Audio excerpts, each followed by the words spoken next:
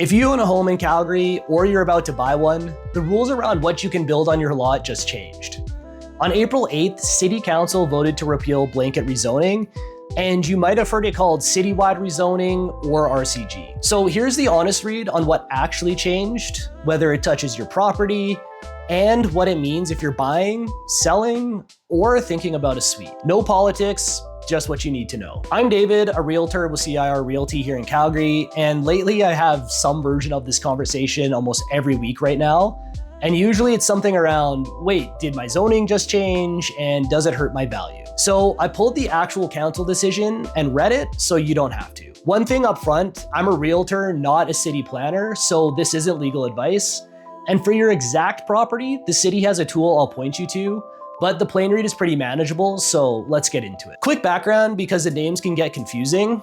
Back in August 2024, the city brought in what's officially called rezoning for housing. People called it blanket rezoning or citywide rezoning. In plain language, it took most residential lots in the city and changed the base rezoning to something called RCG. That's the zone that allows row houses and townhouses on a single lot, where a lot of these streets used to only allow a single family or semi-detached home. It was the biggest housing policy story in the city and a major issue in the 2025 election. And on April 8th, 2026, the new council voted to repeal it. Here's the date that matters. The changes take effect August 4th, 2026. So as I'm recording this, we're in the window before it actually flips. So what actually changes? Three things.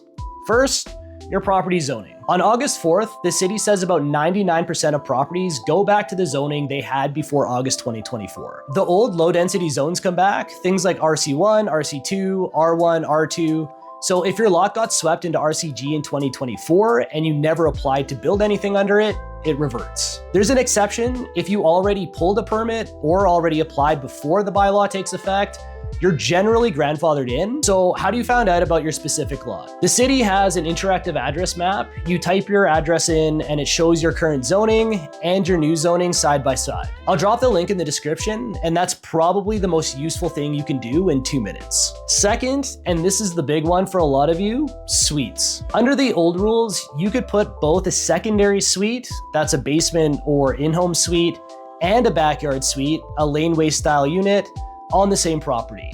3 units total, and under the new repeal, that's reversed. So going forward, you can have one or the other, a secondary suite or a backyard suite, but not both. Backyard suites also can't go on semi-detached properties anymore, and the parking requirement for a backyard suite comes back. Now here's the honest nuance, because I don't want to oversimplify.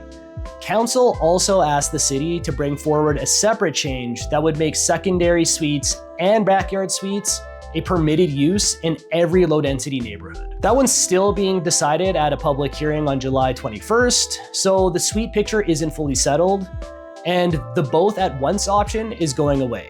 But suites themselves are not being banned, and that piece is still moving. Third, if you're actually building, for lots that stay RCG, the rules tighten a bit for future projects. Maximum height drops from 11 meters to 10, maximum lot coverage drops from 60% to 55%, 0 lot line builds are out, and row houses that follow all the rules are allowed in RCG again. If you're a homeowner that isn't developing, this part mostly doesn't touch you.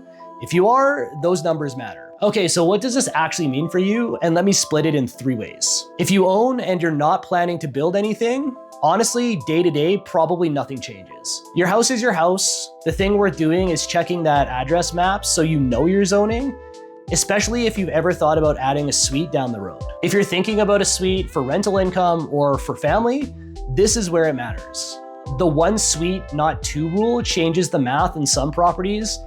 And if your whole plan was a basement suite plus a laneway house, that stacked option is going away as of August 4th. If a suite is part of your plan, the timing and the permit dates genuinely matter, and that's a conversation to have with the city or a good builder before you count on it. If you're buying, this is the one I'd slow down on.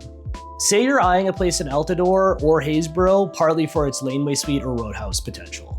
Don't assume the listing's RCG build up to X language still holds. After August 4th, a lot of that reverts. The exception is properties that already have an approved permit or an application in. So if the value of a place depends on its build potential, that's something to verify in the contract. not take on faith.